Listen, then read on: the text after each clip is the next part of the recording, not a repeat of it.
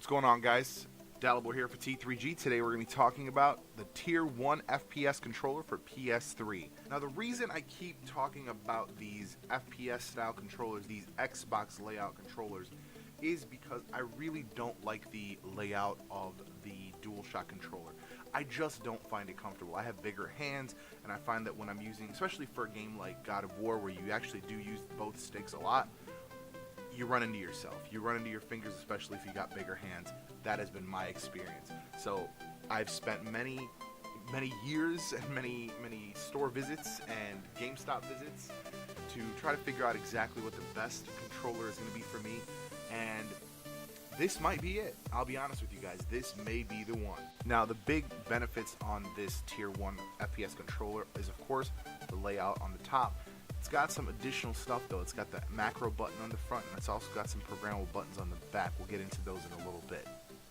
It comes in 3 different colors, and that's the Alpine, the Hazard, and the Reaper. And those buttons on the back, as you can see in the detail here, are programmable to even existing buttons, so you can actually remap and get additional features out of it. Now the nice thing for me is that I really like the Xbox One controller. I think it was a market improvement over the 360 controller, and it's super comfortable. That's why I really like this controller, because it does take a lot of the design sense from the Xbox One controller. The triggers are almost identical and have a really nice feel to your fingers, and the whole body itself is very similar to the Xbox One ergonomic sense. Now, since I haven't brought this up, this is a wired controller. You get 10 feet of cable, so really from any spot in your room you should be able to gain access to control it. I was right up front for the video here, but I sit on my couch and play all the time with it. Now the buttons are a little weird. It's got 2 different things you could do.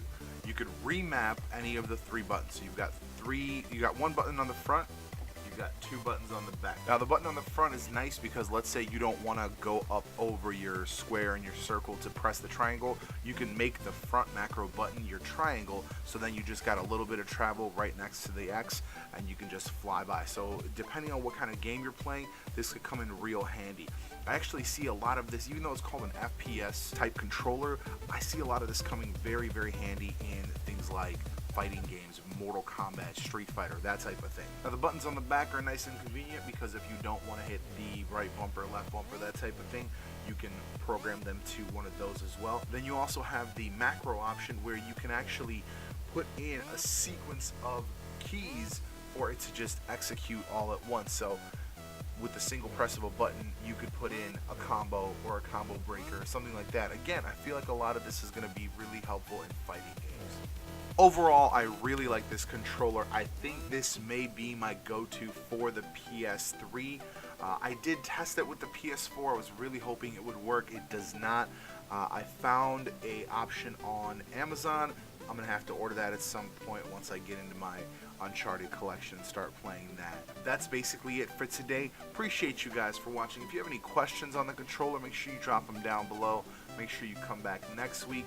We're back with more tech videos, guys. I know we were off for a few weeks, but we're back at it. Appreciate you again for watching, and we'll see you next time.